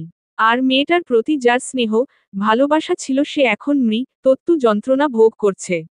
এই জন্যই বোধ হয় আমাদের অভিশপ্ত বলা হয়। উদ্ধৃতি চিহ্ন। দৃষ্টি প্রায় সময় গুছিয়ে কথা বলে। শান্ত মস্তিষ্কে সমস্ত বেদনা ঝাড়ে। গলাটা কেমন যেন ধরে আসছে। জড়িয়ে গেছে আওয়াজ। আভা আর দাদুর কথা প্রচণ্ড মনে পড়ছে। দীপ্তের সামনে কান্না করতেও অস্বস্তি লাগছে তার। দীপ্ত ধূপধাপ পা ফেলে বেকনিতে গেল, অমসৃণ তালু দিয়ে রেলিং এর ধার পিষে ফেলার চেষ্টা। বেঁকে গেল লম্বাটে দেহ। হয়তো সমাজের আড়ালে লুকিয়ে আছে দৃষ্টির মতো হাজারো অনাথ। কেউ হয়তো বাস্তবতার জাতাকলে পিষছে আর কেউ হয়তো ভাগ্যের জোরে ভালো জায়গায় ঠাঁই পেয়েছে। ছেলেদের কাঁদতে নেই, নয়তো দীপ্ত একদিন সেসব মানুষদের জন্য কাঁদত। রাগান্বিত চোখ দুটো দূরের আকাশে নির্নিমেষ তাকিয়ে এক ফালি দীর্ঘশ্বাস বেরিয়ে এলো অগোচরে। বরফ খণ্ড পা দুটি টেনে হিঁচড়ে দৃষ্টির সামনে এসে দাঁড়ালো দীপ্ত। কতটা নিষ্পাপ আর মায়াবী একটা মুখ। এটা দেখেও কারো মারতে ইচ্ছে হয়? অপরাধীর ন্যায় মাথা টানুইয়ে দিয়ে বলল, আমি ঠিক বুঝতে পারছি না কি করে তোমার কাছে ক্ষমা চাইব। কত কষ্টই না তোমাকে পোহাতে হয়েছে। কোন না কোন ভাবে আমিও দায়ী। উদ্ধৃতি চিহ্ন। এ মা, না না, আপনার কোন দোষ নেই এতে। সবটাই আমার ভাগ্য। সেসব ছাড়ুন, আমাকে একটু দাদুর সাথে কথা বলিয়ে দিবেন? খুব মনে পড়ছে ওদের। উদ্ধৃতি চিহ্ন। দীপ্ত দীর্ঘশ্বাস ফেলে বলল, হ্যাঁ, একটু পর বলিয়ে দিচ্ছি। এখন খাবে চলো। উদ্ধৃতি চিহ্ন। এ মা, না না, আপনার কোন দোষ নেই এতে। সবটাই আমার ভাগ্য। সেসব ছাড়ুন, আমাকে একটু দাদুর সাথে কথা বলিয়ে দিবেন? খুব মনে পড়ছে ওদের। উদ্ধৃতি চিহ্ন। দীপ্ত দীর্ঘশ্বাস ফেলে বলল, হ্যাঁ, একটু পর বলিয়ে দিচ্ছি। এখন খাবে চলো। উদ্ধৃতি চিহ্ন। সেই সবসময়কার মতো কোমল হাতখানা বাঁধা পড়ল খসখসে হাতের তালুতে। দৃষ্টি সবে ঠান্ডা পানি দিয়ে গোসল সেরে এসেছে তাই শরীরে এক শীত শীত অনুভূতি। দীপ্ত ও কে টেবিলে বসিয়ে নিজের ঘর থেকে তার প্রিয় হুডি টা এনে জড়িয়ে দিল দৃষ্টির গায়ে। পাশ থেকে হতবাক চোখে চেয়ে পায়েল। দীপ্ত নিজের প্রিয় হুডি এনে দিচ্ছে দৃষ্টিকে। সে তো তার জিনিসপত্র কারো সাথে শেয়ার করে না। পরমুহূর্তে ভাবল, হয়তো দৃষ্টি তার চাচাতো বোন বলে রক্তের সম্পর্ক। বাবার গোষ্ঠীর প্রতি সবারই ভিন্ন রকম টান থাকে। পায়েল ঠোঁটে হাসি টেনে বলল, আমি পরিয়ে দিচ্ছি। উদ্ধৃতি চিহ্ন। দীপ্ত সরে গিয়ে দৃষ্টির পাশের চেয়ারে বসল। পায়েল ভালো মতো পরিয়ে দিল হুডিটা। কিছুক্ষণের মধ্যে আফতাব রহমানও এলেন। বললেন, দৃষ্টি মা, কেমন আছিস? শরীরটা ছেড়েছে তো? উদ্ধৃতি চিহ্ন। হ্যাঁ, জেঠু, ছেড়েছে। উদ্ধৃতি চিহ্ন। গুড, তোর কোন অসুবিধে হলে কোন লজ্জা না পেয়ে সঙ্গে সঙ্গে আমাদের জানাবি। উদ্ধৃতি চিহ্ন। অনিমা জহির গরম খিচুড়ির প্লেটে চামচ নাড়তে নাড়তে বলল, তোমার ছেলে তো ওর সাথেই লেগে আছে সারাক্ষণ। আমাদের প্রয়োজন পড়বে না। উদ্ধৃতি চিহ্ন। আর কেউ না বুঝলেও দীপ্ত ঠিক ধরে ফেলল তর্জমায় সূক্ষ্ম ইঙ্গিতটা। বুঝেও ভ্রুক্ষেপ করল না। ওর কাছে যা ঠিক মনে হয় ছোট থেকে তাই করে আসছে এবং ভবিষ্যতেও তাই করবে। আফতাব রহমান হেসে বললেন, হ্যাঁ, সেটা ঠিক বলেছ। দেখো, ওদের চেহারায়ও কি মিল। উনার মুখের কথাটা কেড়ে নিল পায়েল। হ্যাঁ, আঙ্কেল, দেখতে লাগে আপন ভাইবোন। উদ্ধৃতি চিহ্ন। ঠিক বলেছিস, আমিও এটাই বলতে চেয়েছিলাম। উদ্ধৃতি চিহ্ন। দীপ্ত ভ্রু বাঁকিয়ে তাকালো পায়েলের দিকে। মেয়েটা ওর চাহনিতেই চোখ নামিয়ে নিয়েছে। কি আজব, সবাই জোর করে ওদের আপন ভাই বোন বানিয়ে দিচ্ছে কেন? কিছু বলতে চেয়েও বলতে পারল না। দৃষ্টি গরম খিচুড়িতে হাত লাগাতেই সরিয়ে ফেলছে বারবার। একটুও খেতে পারছে না। তীব্র অসহায়ত্ব বোধে মাথা নুইয়ে ঠোঁট কামড়ে বসে আছে সে। চোখের বদলে যদি ওর একটা হাত, পা, কিংবা শরীরের অন্য কোনো অঙ্গ বিকল হয়ে যেত, তাহলে হয়তো মানুষের সহানুভূতিতেও একটু ভালোভাবে বাঁচতে পারত। কিন্তু চোখ, এই ছোট্ট জোড়া অঙ্গটাই অদৃশ্য হয়ে গেলে তার ভেতরের অন্ধকার যেন কারো চোখে পড়ে না। দৃষ্টি, হা করো। উদ্ধৃতি চিহ্ন। দীপ্তের আওয়াজ শুনে অতর্কিত ভঙ্গিতে মাথা সোজা করল। দীপ্ত গম্ভীর গলায় বলল, কি হলো? হা করো। উদ্ধৃতি চিহ্ন। দৃষ্টি হা করতেই খাবারটুকু মুখে পুরে দিল দীপ্ত। দীপ্তের এই আমূল পরিবর্তন সবাইকে ভাবনায় ফেলতে বাধ্য করছে। দৃষ্টি নিজেও দফায় দফায় অবাক হচ্ছে। চুপচাপ খাচ্ছে ঠিকই কিন্তু কল্পনায় সে ভাবছে অনেক কিছু। সে কখনো ভাবেইনি কেউ তার এত খেয়াল রাখবে। সব সময় তো আপনজনদের থেকে তুচ্ছ তাচ্ছিল্যই পেয়ে এসেছে। ভেতরে ভেতরে রেছে বহুবার। একমাত্র দাদিকে আঁকড়ে ধরেই বেঁচে ছিল এতকাল। এখনো সেরকমই কারোর না কারোর উপর নির্ভরশীল হয়ে বাঁচতে হচ্ছে ওকে। দৃষ্টি সবসময় চায় এরকম জীবন কারো না হোক। যারা দুনিয়ার আলো দেখতে পায় না তাদের মতো দুঃখী হয়তো আর কেউ হয় না। আন্ডারস্কোর। উত্তরে হাওয়া বইছে। দিনের আলো এখনো ফুরিয়ে যায়নি, আবছা আলোয় ঢাকা গোটা শহর। চেয়ারে বসে জানালায় মাথা এলিয়ে অদূরে দৃষ্টি তাক করে রেখেছে ইফা। পরনে হলদে রঙের চুড়িদার, কানে মাঝারি সাইজের ঝুমকো, চোখের কার্নিশ বেয়ে এক ফোঁটা দু ফোঁটা অশ্রু গড়িয়ে নামছে অবিরত। পেছনে এসে দাঁড়ালো প্রণয়। হাতে একটা বাটিতে অনেকগুলো স্ট্রবেরি, ডাকলো আস্তে করে। শুনছেন? উদ্ধৃতি চিহ্ন। ইফা নড়ল না, সেভাবে থেকেই জবাবটুকু রাখল। বলুন। উদ্ধৃতি চিহ্ন। প্রণয় সন্দিহান চোখে কপাল কুঁচকাল। মন খারাপ? উদ্ধৃতি চিহ্ন। ইফা যেন বিদ্রূপ করে হাসল। মন খারাপের কথা বলছেন? যেখানে ভাগ্যটাই খারাপ। উদ্ধৃতি চিহ্ন। প্রণয় হেসে উড়িয়ে দিতে চাইল। ধুর, ওসব এখনো মনে রেখেছেন? মুভ অন করুন। যত দ্রুত সম্ভব মুভ অন করুন। যারা আপনাকে মনে রাখে না, আপনিও তাদের মনে রাখবেন না। এতেই লাভ। উদ্ধৃতি চিহ্ন। ঠিক বলেছেন। তবে কথায় আছে না, ছায়া পিছু ছাড়লেও মায়া ছাড়ে না। ওই মায়া জিনিসটাই সহজে স্কিপ করা যায় না। মুখে অনেক কথাই বলা যায় ঠিকই, তবে সেটা করতে গেলে অনেক সময় প্রয়োজন। একটা সময় পর হয়তো মায়া, দয়া কোনোটাই থাকবে না। সেই দিনটা অপেক্ষায় আছি। উদ্ধৃতি চিহ্ন। পেছনে ফিরে বাটি থেকে একটা স্ট্রবেরি তুলে নিল সে। প্রণয় গুরুতর ভঙ্গিতে বলল, আমার এক্সের সাথে ঝগড়া হলে সেও এই কথাটাই বলতো যে, ছায়া পিছু ছাড়লেও মায়া ছাড়ে না। নয়তো আমাকে সে তখনই ছেড়ে দিত। অথচ শালির বেটি আমাকে না জানিয়ে এক বাচ্চার বাপের সাথে ডেটে চলে গেল। গেল তো গেল, একবার বলেও গেল না। শালিরে আরেকদিন সামনে পাইলে কিডন্যাপ করতাম। উদ্ধৃতি চিহ্ন। তারা চিহ্ন ন্যাপ করে পড়ে কি করতেন? মুক্তিপণ দাবি করতেন নাকি রাত? এতটুকু বলতেই প্রণয় হকচকিয়ে উঠল। আস্তাগফিরুল্লাহ, না না, এসব কক্ষনো না। আমি হলাম সতী সাবিত্রী পুরুষ মানুষ। এসব ভাবতেও পারি না। উদ্ধৃতি চিহ্ন। আচ্ছা তাই, কিন্তু আমি তো জানতাম সতী সাবিত্রী বলা হয় নারীদের, পুরুষদের নয়। উদ্ধৃতি চিহ্ন। প্রণয় বোকা বোকা হেসে বলল, ও, মনে ছিল না। আচ্ছা যাই হোক, আমি যেটা বুঝাতে চেয়েছি সেটা তো বুঝেছেন। এতেই এনাফ। উদ্ধৃতি চিহ্ন। ইফা মুচকি বলল, ওহু, কিড ন্যাপ করে কি করবেন সেটা তো বললেন না। তাহলে কোনটা ধরে নেব, প্রথমটা নাকি দ্বিতীয়টা? উদ্ধৃতি চিহ্ন। কোনোটাই না। আসলে আমি কিড ন্যাপ করব শেয়ালের পাদ শুকানোর জন্য।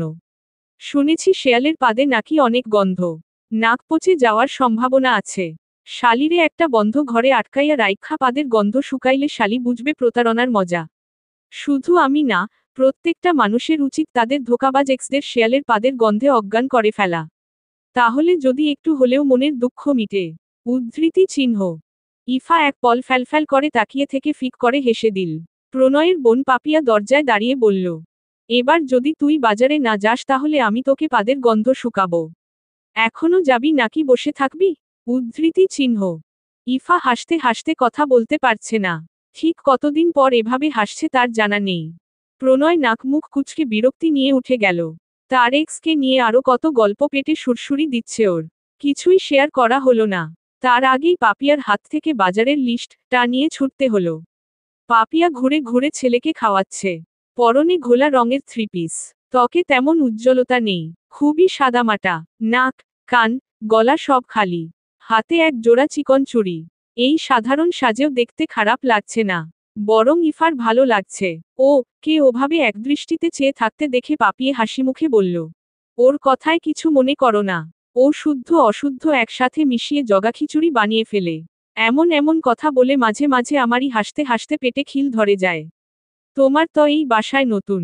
ও সুযোগ পেলে তোমাকে আরো জ্বালাবে। কিছু মনে করো না যেন। উদ্ধৃতি চিহ্ন। না, আপু, আমি কিচ্ছু মনে করব না। এমন মন খোলা মানুষই ভালো। তাদের মনে কোন খুঁত থাকে না। আর যারা নিজেদেরকে শান্তশিষ্ট দেখায় তাদের মনে হাজার খুঁত থাকলেও ধরা যায় না। বলে দীর্ঘশ্বাস ত্যাগ করল ইফা।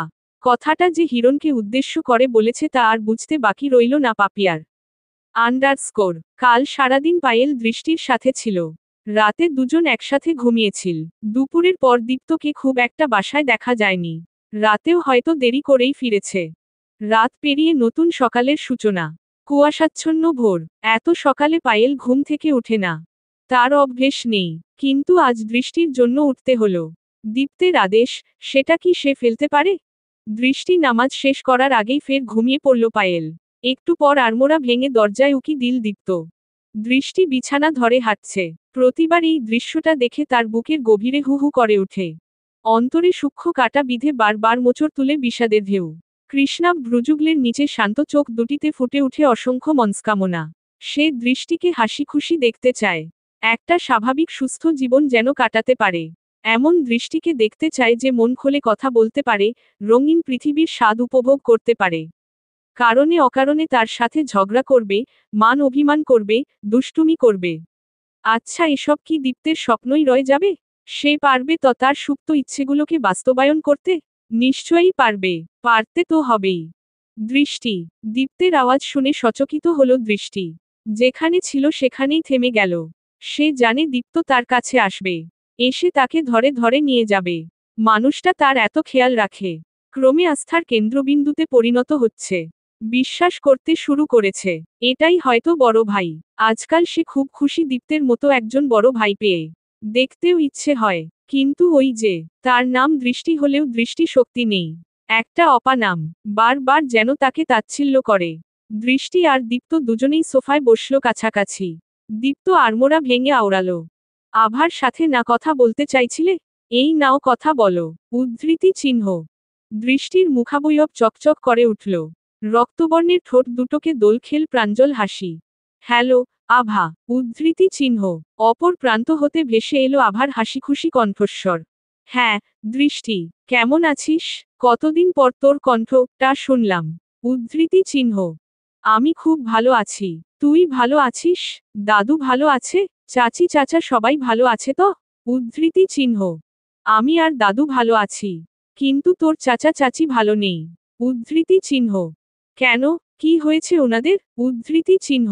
দৃষ্টি এমন ভাবে ঘাবড়ে গেছে যেন ওদের ভালো না থাকাতে সে কষ্ট পাচ্ছে। অথচ ওরা যে তাকে এত কষ্ট দিয়েছে তার কিচ্ছু মনে রাখেনি সে। দীপ্ত নাক উঁচিয়ে তাকিয়ে আছে দৃষ্টির দিকে।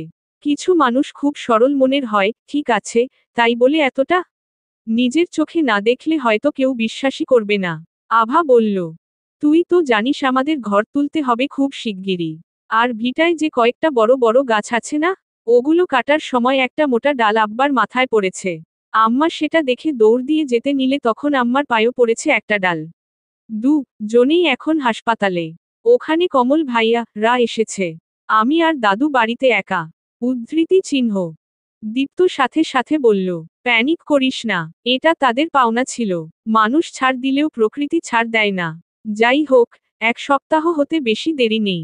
তুই আর দাদু এ বাড়িতে থাকতে চাইলে থাকবি, কিন্তু তোর মা বাবা যেন না থাকে। তাহলে কিন্তু আগুন জ্বলবে বলে দিলাম। উদ্ধৃতি চিহ্ন। দীপ্তের রুক্ষ ভাষা শুনে দৃষ্টি ফিসফিস করে বলল, কি সব বলছেন? ও কষ্ট পাবে না? উদ্ধৃতি চিহ্ন। পাবে না, মা বাবার মতো না হলে কষ্ট পাবার কথা নয়। উদ্ধৃতি চিহ্ন। আপনি না, আমি কি? উদ্ধৃতি চিহ্ন। কিচ্ছু না। উদ্ধৃতি চিহ্ন। মুখ ফুলিয়ে ফোনটা কানে ধরল ফের। তার বাগানের কথা জিজ্ঞেস করল, করিমন বিবির সাথে কথা বলল। এখানে আসার পরকে তার কতটা খেয়াল রেখেছে সেসব বলল কিছুক্ষণ। দীপ্ত চুলে হাত বুলাতে বুলাতে মনোযোগ দিয়ে দৃষ্টির কথোপকথন শুনছে। শুনতে শুনতে কখন যেন চোখ দুটো লেগে গেছিল। অমনি দৃষ্টির ডাকল, ভাইয়া, আপনার ফোনটা। উদ্ধৃতি চিহ্ন। দীপ্ত ফোনটা হাতে নিয়ে দুষ্টুমি করে বলল, মাত্র 35 মিনিটে কথা বলা শেষ? আমি তো ভেবেছিলাম ঘন্টা পেরোবে। উদ্ধৃতি চিহ্ন। দৃষ্টি লজ্জায় মাথা নুইয়ে নিল। ও হাসলে নাকের ডগা কিঞ্চিত নুইয়ে পড়ে। দেখতে খুব সুন্দর লাগে। উজ্জ্বল বর্ণের মুখখানা তখন অপরূপ সৌন্দর্য ধারণ করে। দীপ্ত কিঞ্চিত আনমনা হয়ে সুধাল, আমার সাথে চলো। উদ্ধৃতি চিহ্ন। ঋণঋণী কণ্ঠটা কর্ণপাত হলো তখনই। কোথায়? উদ্ধৃতি চিহ্ন। যেখানেই নিয়ে যাই। তোমার কোন প্রবলেম আছে? উদ্ধৃতি চিহ্ন। না, ভাইয়া। উদ্ধৃতি চিহ্ন। কেমন করে যেন বলল দৃষ্টি। খুব আদরে, বাচ্চা সুলভ তার আচরণ। দৃষ্টিকে নিয়ে নিজের ঘরে গেল দীপ্ত। স্টাডি রুমে ঢুকে জানালার কপাট খুলে দিল সে। পর্দাটা সরিয়ে দিতেই সকালের শিরশিরে মনোরম বাতাস ছুঁয়ে গেল ঘরটাকে। সেই খোলা হাওয়ায় গুটিকতক চুল মুখের চারপাশে উড়াউড়ি করছে দৃষ্টির। হাত দিয়ে সরাচ্ছে বারবার। নেত্রপল্লব ঝাপটে বলল, এ আমায় কোথায় নিয়ে এলেন? এত বাতাস কেন? উদ্ধৃতি চিহ্ন। দীপ্ত ততক্ষণে রং তুলি সাজিয়ে রাখছে। সামনে একটা নতুন ফোকফকে ক্যানভাস। দীপ্ত না তাকিয়েই বলল, আমার স্টাডি রুমে আছো, এখন তোমার ছবি আঁকবো। উদ্ধৃতি চিহ্ন। আপনি ছবিও আঁকতে জানেন? দৃষ্টির অবাক কণ্ঠস্বর। হ্যাঁ, একটু আধটু আঁকিবুকি করি আর কি। তুমি চুপ করে বসে থাকো। উদ্ধৃতি চিহ্ন। দৃষ্টি খুব আগ্রহ নিয়ে বসেছে। দীপ্ত সরু নেত্রে বার কয়েক ক্যানভাস এবং দৃষ্টির মুখের দিকে তাকিয়ে ভাবল খোলা চুলে ছবিটা আঁকলে দারুণ মানাবে। কিন্তু এই মুহূর্তে দৃষ্টিকে স্পর্শ করে চুল খুলে দেওয়ার অধিকার তার নেই। আলগোছে ছুতে হয়, সেটাও প্রয়োজন মাফিক। ঠোঁট দুটো গোল করে ফুস করেই শ্বাসটা ছেড়ে দিল। এভাবেই আঁকতে শুরু করল। কিছুক্ষণ পর নীরবতা কাটিয়ে বলল, দৃষ্টি, তোমার সবচেয়ে প্রিয় শখটা কি? উদ্ধৃতি চিহ্ন। দৃষ্টি একটু ভেবে বলল, গান গাওয়া। এটা ছাড়া আর কি বা করতে পারি বলুন? আমি তো অন্ধ। উদ্ধৃতি চিহ্ন। দীপ্তের গম্ভীর ভাবস্রোতের বদল হলো না। সেরকম থেকেই বলল, একটা গান শোনাও। উদ্ধৃতি চিহ্ন। দৃষ্টি কোন রকম বিলম্ব না করে গাইতে শুরু করল। কেন মেঘ আসে হৃদয় আকাশে? কেন মেঘ আসে হৃদয় আকাশে? তোমারে দেখিতে দেয় না। মোহমেঘে তোমারে দেখিতে দেয় না। মোহমেঘে তোমারে অন্ধ করে রাখে। তোমারে দেখিতে দেয় না। মাঝে মাঝে তব দেখা পাই। চিরদিন কেন পাই না? মাঝে মাঝে তব দেখা পাই। চিরদিন কেন পাই না? ক্ষণিক আলোকে আখির পলকে। তোমায় যবে পাই দেখিতে। ওহে ক্ষণিক আলোকে আখির পলকে। তোমায় যবে পাই দেখিতে। ওহে হারাই হারাই সদা হয় ভয়। হারাই হারাই সদা হয় ভয়। হারাইয়া ফেলি চকিতে। আশ না মিটিতে হারাইয়া। পলক না পড়িতে হারাইয়া। হৃদয় না জুড়াতে। হারাইয়া ফেলি চকিতে। মাঝে মাঝে তব দেখা পাই। চিরদিন কেন পাই না? মাঝে মাঝে তব দেখা পাই। চিরদিন কেন পাই না? এতটুকু বলেই থামল। দৃষ্টির নাকের ডগা লাল হয়ে গেছে। অক্ষিকোটর ভরে উঠেছে জলে। কিছু সময়ের জন্য হলেও বিস্ময়বিদ্ধ হলো পৌরুষ চোখ দুটো। ছবি আঁকায় মন বসাতে পারল না। তাছাড়া পুরোটা একবারে সম্পন্ন করতে ভালোই সময় প্রয়োজন। ও একদম পুরোপুরি দক্ষ নয়। একটা মোড়া টেনে দৃষ্টির কাছে বসে বলল, এই পাগলি, কাঁদছ কেন? এখানে কান্না করার মতো কি এমন হয়েছে? উদ্ধৃতি চিহ্ন। দৃষ্টি কান্না মিশ্রিত স্বরে বলল, আমার আর বাঁচতে ইচ্ছে করে না, ভাইয়া। একে তো অনাথ, তার উপর অন্ধ। প্রতিনিয়ত কারোর না কারোর উপর নির্ভর করে কাটাতে হয়। এভাবে আর কতদিন? আপনজনদের দেওয়া অবহেলা তাচ্ছিল্য আমাকে ভেতর থেকে সেই কবেই মেরে ফেলেছে। আমি আমার মায়ের কাছে যেতে চাই। আমাকে একটু সেখানে যাওয়ার ব্যবস্থা করে দেবেন? আমার আর ভালো লাগছে না। এই সাদামাটা জীবনটা কি মানুষের করুণাতেই কাটবে? আর কতদিন মানুষের ঘাড়ে বোঝা হয়ে থাকব? কারি বা ঠেকা পড়েছে আমার মতো একটা গরিব মেয়ের বোঝা সারাজীবন বয়ে নিতে? আমি জানি, শেষ পর্যন্ত কেউ নিবে না। একদিন সবার বিরক্তির কারণ হব। আমি আর বাঁচতে চাই না। উদ্ধৃতি চিহ্ন। দৃষ্টি প্রচণ্ড অস্থির, অনির্চবনীয় আচরণ প্রকাশ করছে। যেটা সে তার মায়ের অ্যাক্সিডেন্ট নিজ চোখে দেখার পর করত। চৈতন্য হারা উন্মাদের মতো আচরণ। এখন অবশ্য পাগলামির মাত্রাটা আগের থেকে অনেক গুণ কমেছে। দীপ্ত কে শান্ত করার জন্য কোমল হাত দুটো শক্ত করে ধরে আওড়ালো। আর কারোর সাহায্যে চলতে হবে না তোমায়। তোমার চোখ শীঘ্রই ঠিক হয়ে যাবে। ডাক্তারের সাথে কথা হয়েছে। আজই হসপিটালে যাব। বাংলাদেশের ট্রিটমেন্টে ঠিক না হলে অন্য দেশে যাব। আল্লাহ যদি চান তবে তিনি তোমার চোখের আলো অবশ্যই ফিরিয়ে দিবেন। তুমি আবার সব দেখতে পাবে। তোমার রঙহীন পৃথিবীটা আবার রঙিন হয়ে উঠবে। দরকার পড়লে আমার চোখ দিয়ে দেখবে তুমি। আমার দুটো চোখের কোন প্রয়োজন নেই। একটা হলেই চলবে। আমার সবটুকু দিয়ে চেষ্টা করব তোমার দৃষ্টি ফিরিয়ে দেবার। আর এটা আমার প্রমিস। চলবে।